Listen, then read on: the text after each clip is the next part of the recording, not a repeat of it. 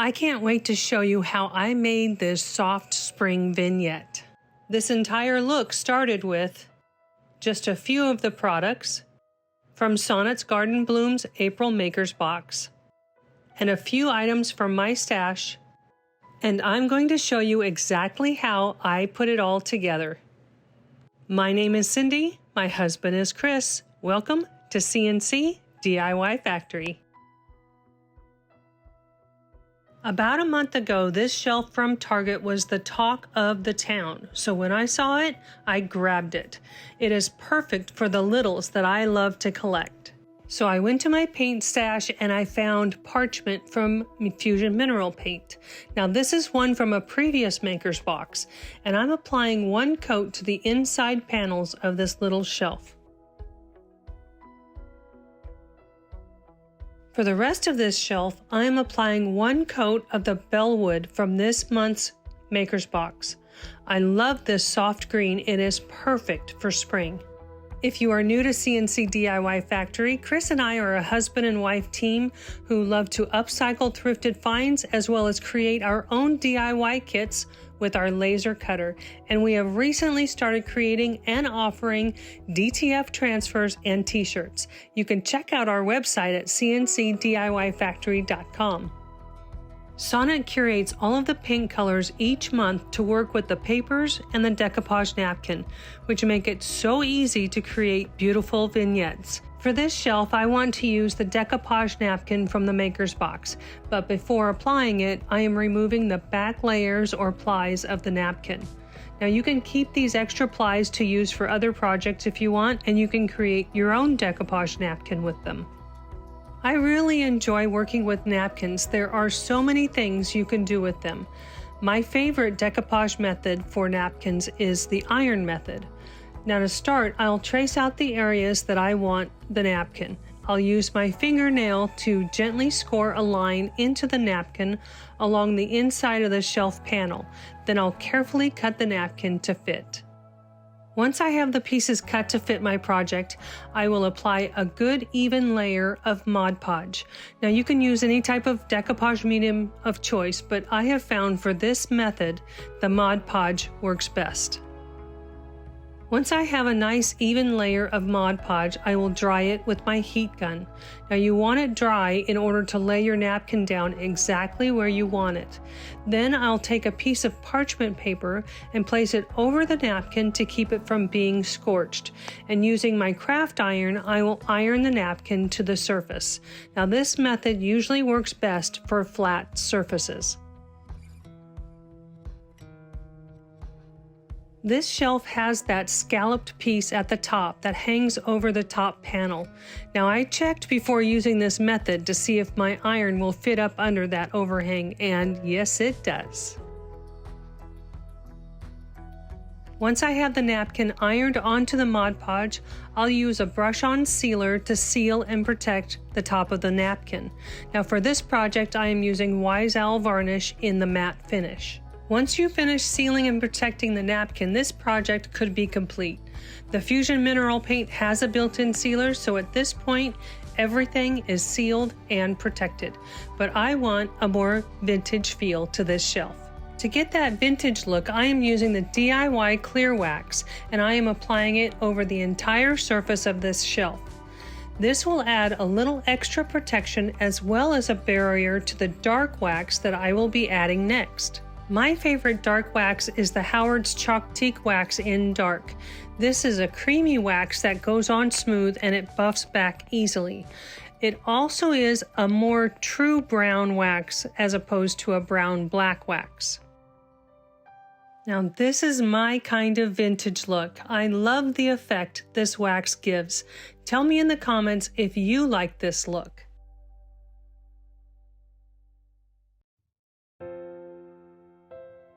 If there is one thing to know about me, that would be that I love working with Sweet Pickins milk paint. Now it can be unpredictable, but after working with it for a while, you start to learn kind of how it works and what it might do. This month, Sonnet chose Sweetwater as the sample color, and I love that each month we get to try new paint colors, because sometimes they are right up our alley, and other times they were not ones that we would have chosen, but they turn out beautiful. This color is so pretty. It is close to a mint green, but for the project I have in mind, I want more of a spring green, so I'm going to mix in just a hint of the artichoke color. Milk paint is a 1-to-1 ratio of paint powder to water, and now that I'm adding more powder, I need to add the same amount of water. This is the spring color I was wanting. It's perfect. Don't be afraid to mix colors to get the exact shade you are wanting. I have had these 4x12 raw wood panels in my stash for about a year, and they're great for creating a one-of-a-kind piece. I am using the same parchment paint color from Fusion that I used in the previous project, and I am applying one coat to the top surface of this panel. Once it is dry, I will flip it over and paint the bottom and the sides with the spring green milk paint color that we just mixed up.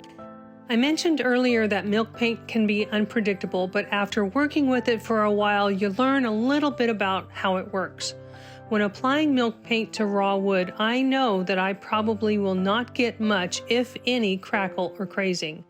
That's because the milk paint soaks into the raw wood. If I would have applied a layer of paint or shellac or even extra bond to the wood first, we would have had a much better chance of achieving the crackle and crazing. But I'm okay with it being smooth. In fact, I was wanting that look. I am also painting 4 little candle holders with the milk paint. These are going to be the feet for my riser.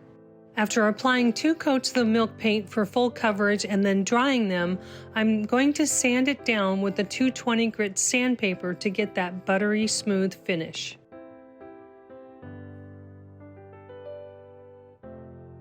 The decoupage and rice papers are exclusive to the Maker's Box. This paper is from Roycycled Treasures, and it is a master board called Whispers of the Garden. It offers so many options for creating. I cut out a small section from the bottom of the page to go on the top of this riser. The decoupage medium I'm using is the DIY liquid patina. I really like this medium when working with this type of paper. It is not too thick and it's not too thin. I'll lay down an even layer of the liquid patina, then I'll spritz my paper to relax the fibers.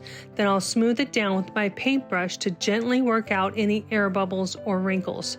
Then I'll flip my piece around and work across the surface until it is completely adhered. If you are enjoying this video, please give it a like and share this out so that others can find it as well, and hit that hype button.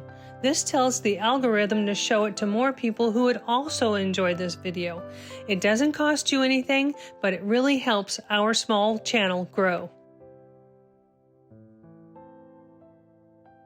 Once I have the paper down, I will go over the top with another coat of the liquid patina to seal and protect it. Then once it is completely dry, I will sand off the excess paper to leave a clean, crisp edge. Now, I debated on the best practice when applying these candle holders to the bottom of the panel. Milk paint must be sealed, but the method I want to use to seal it will not allow the glue to take hold. So I'm adhering the candle holders with E6000 before sealing the milk paint. After putting some weight on this and letting it dry for several hours, it's time to seal the piece. I am using the DIY clear wax as my sealer. The wax would act as a resist to the glue if I had used this before adhering the candle holders. After applying the clear wax, I will go over it with the same dark wax that I used in the last project. This was my dilemma about to seal or not to seal first. It's difficult to get into the corners and around the candle holders now, but I did manage to get in there, and I think this turned out perfect. Tell me in the comments, would you seal it first or would you adhere the legs first? In every Maker's Box, Sonnet includes a QR code for 5 digital download prints. This month's download is called the Vintage Garden Collection, and I could not resist using 4 of the 5 images included this month. I am using clearance items from Hobby Lobby that were in my stash to round out this vignette: the little house and the 2 wooden wall plaques. I will start by taking off the twine wrapped around the house and sanding off the saying that was on the front. Then I'll use the Bellwood Fusion mineral paint from this month's Maker's Box and paint the edges and the back of this little wood house. When creating a vignette like this, I want to have one aspect throughout the entire vignette to tie it all together. This soft spring green color is what I'm using to tie it all together. It is very close to the shade of green we just created with the milk paint. I printed the digital press designs on rice paper with my laser printer. Using a laser printer, I know my colors will not run. If you're using an inkjet printer, spray your paper with a sealer, a clear sealer, before using it to keep the ink from running. I have creased the paper around the edge of the wood house and cut out my paper close to the crease lines. When working with rice paper or any heavier weight paper, I like to use the Fusion Decoupage and Transfer Gel. This has a thicker consistency and I feel it has better adhesion for the heavier papers. This paper is what made me decide to create this vignette. I love these affirmation sayings and decided I wanted to take 5 of them and apply them to 3 wood bases in my vignette. I am using a water pen to apply water around the pieces that I want, and then I am carefully tearing them out. The best thing about these digital press papers is that I have them downloaded and I can print them out anytime I want to use them and as many times as I want. I want to give each affirmation a little background, so I am going way back to my scrapbooking days and I am creating a frame for each one. Then I dug out my Edge Distressor tool by Heidi Swap, and this little tool will roughen up the edges of the scrap paper to look old. A pair of scissors or sandpaper would work, but I love little tools and I could not resist using what I had in my toolbox.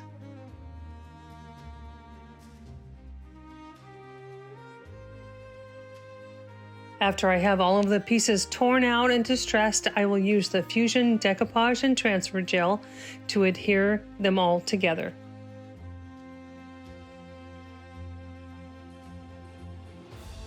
Once the rice paper is dry, I'll remove the excess paper around the edges of this little house. To add just a little something something to these affirmation tags, I am once again going back to my scrapbooking days. I am punching little holes in all 4 corners of each tag, and then I'm adding in a little bronze colored brad in each corner.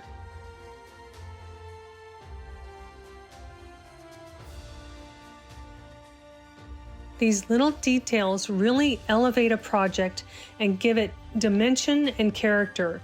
It enhances the look of the entire vignette. For the other 2 wood plaques, I am painting the front of both of these with the parchment from Fusion. Then I will use the same Bellwood green paint from Fusion and paint around the edges of both of these plaques. This is what is going to really tie in all of the pieces in this vignette. I'll trace and cut out the next digital press paper for the square plaque and adhere it with the decoupage and transfer gel the same way I did for the little wood house.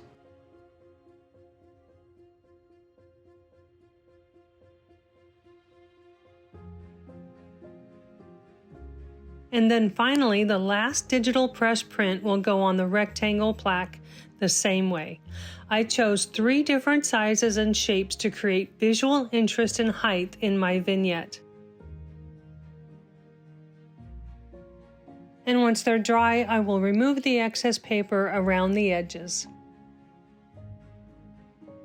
These pieces still seem a little flat, so I'm using the same Bellwood green and a stencil brush, and I'll dry brush around all of the edges of each piece. This really frames them out, and these details seem small, but they can have a big impact on the finished piece.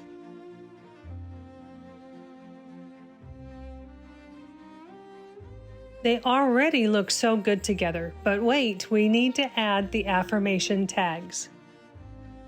I am cutting up small squares from this double-sided foam tape, and I'll apply them to the back of these tags. Now this will give the tags dimension, bringing them up off of the surface. Oh, but wait, I almost forgot. I want to add some distress ink in the tea dye to the edges of the tags. This small detail will also elevate these tags and make them stand out. These 3 pieces have so much detail in them, and they can be displayed separately or together. Let's take a closer look at how all of these pieces came together to create a beautiful, soft spring vignette. I styled each of these pieces on a sideboard in our living room. I love the vintage printer tray as a warm backdrop. Then I layered each piece, keeping in mind the height so you can see all of the details from any angle. I grounded everything with a vintage doily runner with just a few flowers sprinkled in and a beautiful vintage lamp. I hope this gave you some inspiration to create your own soft spring vignette using what you have on hand and the curated items in Sonnet's Maker's Box. If you want to have your own Maker's Box delivered to your door every month, I will have a link in the description box below where you can skip the wait list to sign up. And don't forget to check out the link to watch all of the creatives in Sonnet's membership group who create videos every month to provide more inspiration. Go check them out and tell them CNC sent you. And if you haven't already, don't forget to hit that subscribe button and hype this video. Then join me for more DIYs, vintage-inspired projects, and creative ideas right here on our channel. Thanks so much for hanging out with me today, and until next time, keep practicing random acts of crafting, and I'll see you in the next DIY. But until then, here are some more DIY videos to inspire your creativity.